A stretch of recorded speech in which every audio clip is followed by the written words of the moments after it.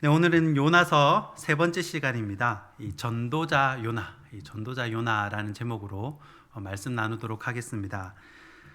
먼저 요나서를 간단하게 개관을 하고 오늘 본문을 살펴보도록 하겠습니다. 자, 요나의 이름의 뜻은 비둘기입니다. 또 요나는 가드에 있는 헤벨 사람입니다. 헤벨은 나사렛 갈릴리 지역의 이 동네를 얘기하는 것 같습니다. 자, 그리고 요나는 어느 왕 때 사람이냐? 북이스라엘의 여로보암 2세 때 사람입니다. 자, 여로보암 2세 때 다른 선지자도 있었습니다. 아모스가 이 시대 선지자인데 요나보다 뒤에 사역을 한 이 후배 선지자입니다.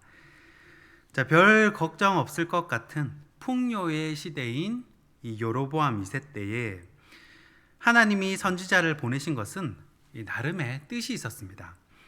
자, 얼마 안 있으면 북이스라엘이 멸망할 것이고, 북이스라엘에는 이 아모스서 8장에 나오는 것처럼 이 포로로 잡혀가게 되면 말씀의 기갈이 오니까 그때를 대비해서 하나님이 말씀으로 준비시키기 위함입니다. 자, 북이스라엘에 아모스, 요나, 또 호세아 같은 선지자를 보내셔서 북이스라엘 사람들의 신앙을 준비시키는 것입니다. 자, 여로보암 2세 때에 요나가 부름을 받아서 이 선지자 활동을 하게 되는데, 자, 이 여로보암 2세 때 나라가 굉장히 번창을 했습니다. 자, 북쪽 하맛 어귀에서부터 남쪽 아라바 바다까지, 이 흑해까지 이 다윗과 솔로몬 때의 이 최전성기 시절의 그 땅을 대부분 다 회복을 합니다. 자, 땅이 이렇게 넓어질 수 있었던 이유는 여로보암 2세가 하나님 앞에서 이쁜 짓을 많이 해서 그랬다기보다는, 자, 하나님께서 북이스라엘에 이 어렵게 살고 있는 백성들을 불쌍히 여기셔서, 비록 여로보암 2세는 잘한 것이 없지만 하나님이 잠시 은혜와 긍휼을 베풀어 주신 겁니다. 그래서 여러 국제 정세들을 동원해서 북이스라엘에 평안을 주신 겁니다. 그리고 하나님께서 이 요나를 니느웨라고 하는 곳에 보내셨는데 그냥 보내지 않습니다. 자, 미리미리 이 니느웨를 준비를 시키십니다. 자, 이 지방 사람들의 악독, 이 니느웨 사람들의 이 악독이 너무 커서 이것이 하나님 앞에 상달되었다고 요나서 1장 2절에 기록합니다. 그래서 하나님이 12만 명이나 사는 니느웨 백성들을 돌이키시기 위해서 미리 마음의 준비를 시키십니다. 마음을 부드럽게 상한 마음으로 만드시는 거죠. 그러니까 요나를 보내시기 전에 미리 하나님께서 이 작업을 해놓으시는 겁니다. 자, 어떤 작업을 하시냐면, 이 당시에 니느웨에 아주 무서운 전염병이 돌았다고 합니다. 자, 전염병이 무서운 게 모든 생활이 다 마비가 되어버립니다. 집 밖에 나가면 죽을 수도 있다는 그런 공포가 있는 거죠. 자, 또 하나가 일식현상이 있었습니다. 이 대낮에 해가 가려지는 현상이 나타난 겁니다. 특히 니느웨는 1월 성신을 숭배하는 곳입니다. 하늘의 해, 달, 별, 이걸 신으로 모시고 있었는데 그 중에 으뜸이 태양신인데, 이 태양신이 대낮에 가려졌기 때문에 이때 니느웨 사람들이 굉장히 놀랐다는 겁니다. 그리고 왕에게도 리더십에 문제가 생깁니다. 신이 자기를 도와주지 않으면 민심이 돌아서기 때문에 이 왕의 운명이 걸린 중요한 부분이었습니다. 또 하나 생각할 수 있는 부분은 이 아모스서 1장을 보면요, 지진전 2년이라는 말이 있어요. 아마도 엄청난 대지진이 중동 지역에 있었던 것 같습니다. 이런 어떤 지진, 그리고 전염병, 그리고 태양이 가려지는 일식 같은 자연현상으로 사람들이 공포와 두려움에 빠지게 된 겁니다. 그럼 왜 하나님이 니느웨 사람들에게 이런 재난을 통해서 이 사람들의 마음을 두려움으로 몰아넣겠습니까? 자, 이제 하나님이 자신의 종 요나를 보내실 텐데, 요나를 통해 말씀의 씨앗을 뿌리면 이 마음이 돌밭이라든지 가시밭이면 아무리 좋은 씨를 뿌려도 소용이 없을 겁니다. 소기의 경읽기가 되는 것이죠. 그래서 금방 회개할 수 있도록 이 마음에 준비를 시키는 겁니다. 고운 밭이 되도록, 옥토밭이 되도록 먼저 마음을 기경을 하는 겁니다. 마음을 갈아주는 거죠. 그냥 아무 준비 없이 말씀을 던지면 안 받으니까 어떤 고난이나 어려움을 먼저 주고 우리 마음을 가난하게 만드신다는 겁니다. 마음밭을 기경하는 작업을 하나님께서 먼저 해주셨다는 겁니다. 자, 이 요나서의 구조를 살펴보면요, 요나서 1장은 이야기입니다. 요나가 도망간 이야기. 그리고 2장에 오면 이야기가 기도로 바뀝니다. 시편에도 기도가 많이 나오죠. 자, 기도는 시입니다. 자, 1장에는 이야기가 나오고 또 2장에는 기도시가 나오는 겁니다. 그리고 3장에서 또 이야기가 나옵니다. 요나가 니느웨에 가서 회개하고 선포한 이야기. 그리고 4장에 가면 또 기도가 나옵니다. 4장 2절에 보면요, 요나가 기도하여 이렇게 시작을 합니다. 그러니까 요나서는 총 4장으로 되어 있는데, 자, 1장은 이야기, 2장은 기도, 3장은 이야기, 4장은 기도. 뭔가 운이 딱딱 맞습니다. 자, 히브리 사람들이 잘 쓰는 문학 기법 중 하나가 바로 대꾸입니다. 악인은 어떻고, 의인은 어떻고, 욥은 어떻고, 친구는 어떻고. 자, 이런 형식이 성경에 나오죠. 자, 이야기, 기도, 이야기, 기도. 자, 그러니까 1, 2장과 3, 4장의 균형을 맞추고 있는 겁니다. 자, 처음에 제가 요나 이름의 뜻이 비둘기라고 했는데, 여러분, 비둘기의 특성 중 하나가 이 방향 감각이 굉장히 뛰어나다는 겁니다. 그래서 가라는 곳에 잘 가고 또 돌아올 곳을 기가 막히게 잘 아는 짐승이 바로 비둘기입니다.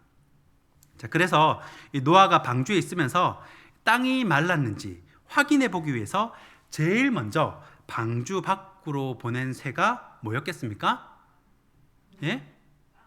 그렇습니다. 까마귀입니다. 까마귀를 보내요. 창세기 8장 7절에 나옵니다. 그 다음 8절에 비둘기를 보냅니다. 자, 비둘기가 돌아옵니까? 안 돌아옵니까? 예, 돌아옵니다. 노아가 손을 내밀어서 이 비둘기를 받아서 방주 안으로 들입니다. 비둘기는요, 자기가 어디로 가야 하는지를 기억을 잘 해놨다가 그거를 그대로 이행을 해요. 그런데 어리석은 비둘기는 주인이 가라는 곳에 가지를 못하는 겁니다. 마치 요나처럼. 하나님의 자녀들 역시 하나님이 지시하시는 곳이 있어요. 마음 주시는 곳이 있다고요, 각자에게. 우리는 그곳으로 가야 한다는 것입니다.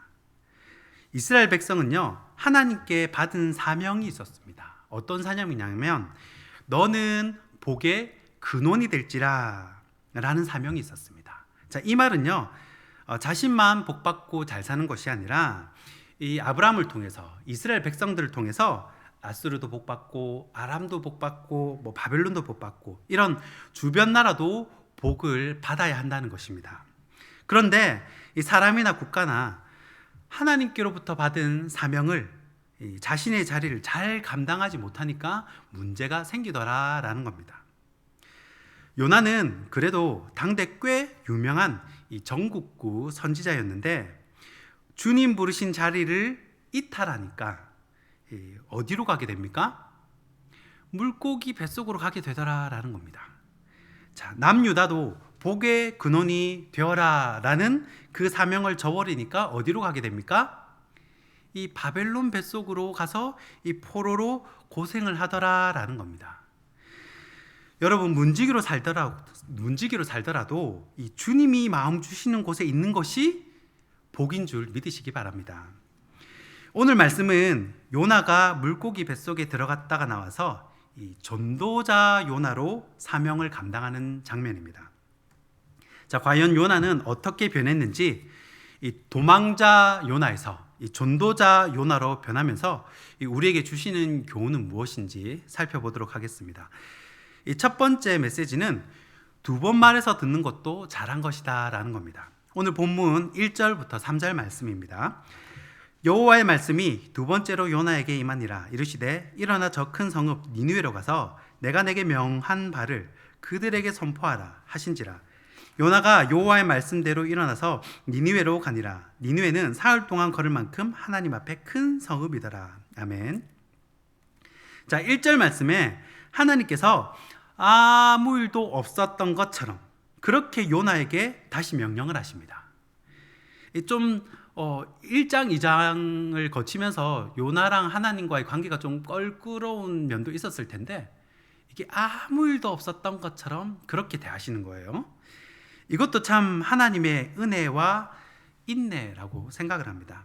자, 하나님 입장에서는 네가 누구 덕에 사는 건데 뭐 내 말을 안 들어? 이렇게 하고 요나를 잘라버리고 다른 선지자 보내도 됩니다. 그런데도 하나님은 묻지도 않고 따지지도 않으시고 다시 한번 요나에게 사명을 맡겨주십니다. 요나 입장에서는 굉장히 은혜입니다. 하나님 입장에서는 요나가 하기 싫어하면 딴 사람 보내도 되는데 그래도 기회를 주시는 거예요. 자, 요나도 물고기 훈련소 갔다 와서 좀 이 정신 개조가 된 상태입니다. 자, 그래서 2절을 보시면 니느웨로 가서 내가 명령한 거 선포하라 라고 말씀을 하니까 즉각 순종을 합니다. 이 3절 말씀을 보니까 이번에는 요나가 제대로 갑니다. 어디 들렸다 안 가고 요빠 들렸다가 안 가고 바로 갑니다. 제가 초등학교 시절에 친구들 중에 주일에 교회 갈 때 바로 교회를 가야 되는데 바로 교회 안 가고 꼭 어디를 들립니까? 오락실에 들렸다 오는 친구들이 있었습니다. 오락실 문이 8시였는데 주일학교 예배가 9시였거든요. 그때는 오전 9시가 이르다는 생각을 못했어요. 우리 지금은 이제 오전 9시 하면 아이고 어째 그렇게 일어나냐 이렇게 생각을 하지만 그때는 오전 9시 예배가 당연한 거였습니다. 그리고 부지런한 친구는요 1시간 미리 일어나요. 8시에 일어나가지고 엄마한테 헌금을 받아가지고 일찍 길을 나섭니다. 집을 나서요. 그리고 어디로 갑니까? 곧장 교회로 가는 게 아니라 오락실로 가는 겁니다.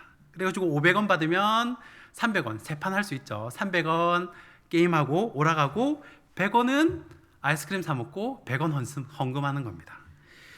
제가 아직도 그 친구가 누군지 이름을 똑똑히 기억하고 있습니다. 아무튼 요나는 하나님이 말씀하시자마자 바로 일어나서 니느웨로 갑니다. 우리가 하나님께서 주시는 거룩한 부담감이 있습니다. 이 사역에 대한 부담감, 또 교사에 대한 부담감, 하다못해 좀 있으면 성탄 트리도 만들어야 하잖아요. 이 성탄 트리 작업에 대한 부담감, 다 부담감이 있습니다. 이 거룩한 부담감입니다. 그때 2번 말해서 듣는 것도 참 잘한 일이라고 생각을 합니다. 이스라엘 백성들은요 2번이 아니라 20번을 더 말했지만 결국 듣지 않습니다. 우리에게 오는 고난의 사인을 잘 캐치하고 빨리 돌아설 부분은 돌아서고 순종할 부분은 순종하는 것이 어리석은 비둘기가 아니라 지혜로운 비둘기가 되는 비결인 줄 믿으시기 바랍니다. 2번째 메시지는 믿어지는 것이 은혜다라는 겁니다. 오늘 5절 말씀입니다. 니느웨 사람들이 하나님을 믿고 금식을 선포하고 높고 낮은 자를 막론하고 굵은 베옷을 입은지라. 아멘. 자, 요나가 니느웨로 가서 하루 동안 다니며 말씀을 선포합니다. 40일이 지나면 니느웨가 무너지리라. 자, 평소 같으면 별 이상한 사람이 다 있네 하고 넘어갈 텐데 이미 니느웨는 여러 가지 어떤 인간의 힘으로는 어찌할 수 없는 초자연적인 일들이 많이 일어났어요. 지진이라든지 전염병이라든지 태양이 가려지는 일식이라든지 이런 현상들은 내가 아무리 똑똑하고 잘나고 부자고 이런 거 상관없어요. 내 힘으로 어떻게 할 수 없는 것입니다. 아마 이런 일들로 가족 중 누가 죽었을 수도 있습니다.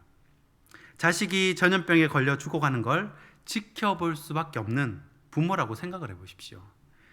지진이 나서 남편을 잃고 또 아내를 잃었다고 생각을 해보십시오. 내 뜻대로 내 힘대로 안 되는 부분이 있더라는 거예요. 이런 재앙, 이런 일이 내한테 닥치면요 딱 먼저 생각하는 것이 내가 무슨 잘못을 저질렀길래, 자녀에게 무슨 일이 생기면요, 내가 내 죄 때문에 뭐 이런 생각을 저절로 들게 되어 있습니다. 이렇게 마음이 가난하고 연약하고 심령이 연약할 때 딱 말씀이 찾아가니까 그 말씀이 믿어지는 거예요. 아, 진짜 하나님이 우리를 멸하실 수도 있겠구나, 이대로 다 죽을 수도 있겠구나 생각을 하겠죠. 그러면서 하나님을 믿게 되는 겁니다. 자, 5절 말씀을 다시 한번 보시면요, 니느웨 사람들이 하나님을 믿고, 자, 먼저 마음에 뭐가 생기는 겁니까? 믿는 마음이 생기는 거예요. 그 다음 금식을 선포하고, 자, 믿음이 생긴 다음에 자기 죄를 깨닫습니다. 자기 죄를 알게 돼요. 이게 이 구원론에 보면 구원의 여정과 비슷합니다. 자, 믿음이 먼저 들어가고 그 다음에 회심이 일어납니다. 그때는 높고 낮음이 없죠. 내 신분이고 뭐고 그런 거 없습니다. 그래서 이 말씀에 높고 낮은 자를 막론하고 굵은 베옷을 입고, 자, 회개를 한 겁니다. 여러분, 믿어지는 것이 굉장히 큰 은혜입니다.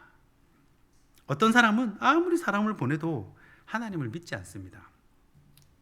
여러분, 대청공원에 올라가가지고 사람들한테 예수 이름으로 기도해 보세요, 예수님 이름에 능력이 있습니다, 그렇게 얘기를 해도 아마 정말 마음으로 믿는 사람은 별로 없을 것입니다.